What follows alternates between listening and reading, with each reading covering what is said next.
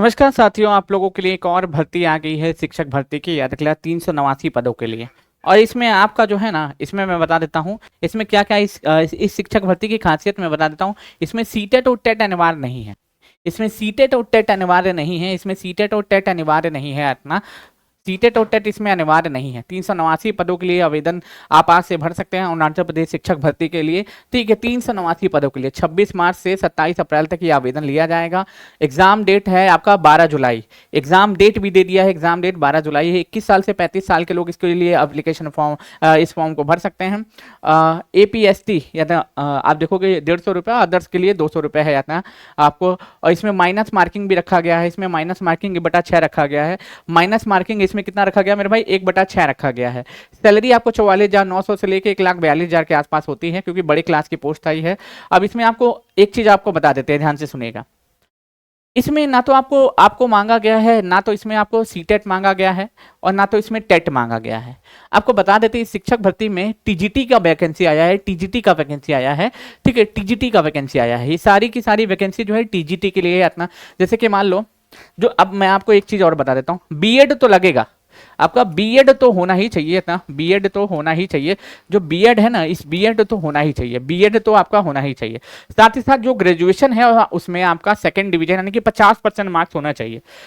50% नहीं तो 45% मार्क्स तो होना ही चाहिए ग्रेजुएशन में। आपका जो है तीनों साल का मिलाकर के जो बनता है, यानी कि सेकंड डिवीजन तो होना ही चाहिए। सेकंड डिवीजन तो होना ही चाहिए। लेकिन एक चीज और है कि अगर आप जो ग्रेजुएशन किए हैं, तो अगर आप तीनों साल अगर इंग्लिश नहीं पढ़े हैं, ग्रेजुएशन किए हैं और तीनों साल अगर आपका इंग्लिश नहीं है, तो आप आवेदन नहीं कर सकते। आपका तीनों साल इंग्लिश होना चाहिए अपना ग्रेजुएशन में।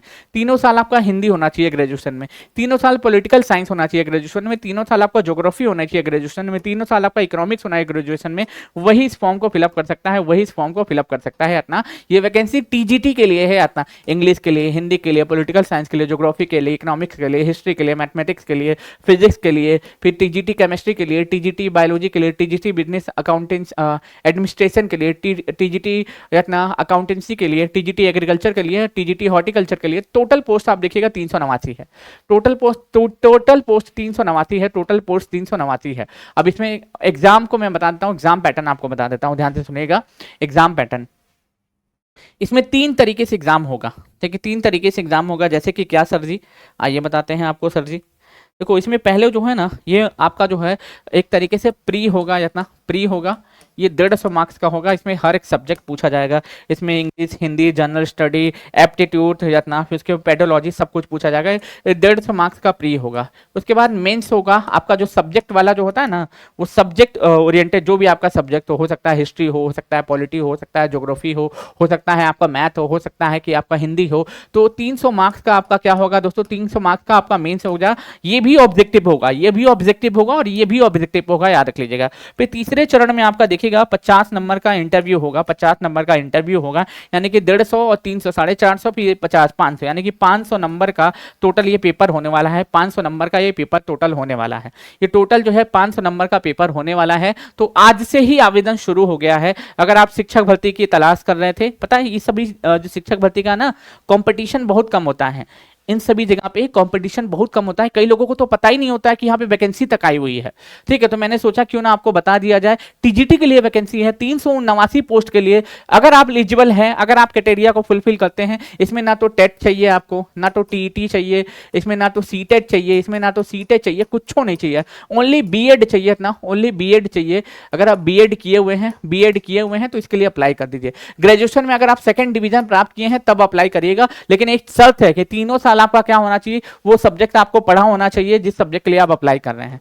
ये अगर मान लो एग्जांपल के तौर पे, अगर मान लो आप किसके लिए अप्लाई कर रहे हो, किसके लिए, इंग्लिश के लिए अप्लाई कर रहे हो, तो आपका फर्स्ट ईयर में भी इंग्लिश होना चाहिए, सेकंड ईयर में भी इंग्लिश होना चाहिए, थर्ड ईयर में भी इंग्लिश होना चाहिए। वही इसके लिए आवेदन कर सकता है, वरना आप नहीं कर सकते हैं, वरना आप नहीं कर सकते हैं। बहुत अच्छी वैकेंसी है। एग्जाम डेट वगैरह सब कुछ दे दिया है। अब क्या चाहिए तुमको, अब क्या चाहिए, हाथी घोड़ा। ठीक है, अब क्या चाहिए, 12 जुलाई को एग्जाम है। अभी फॉर्म भरा रहा है, 12 जुलाई को एग्जाम ले लेगा, याद रखना संडे के दिन, और इसका रिजल्ट भी बहुत जल्दी आ जाता है।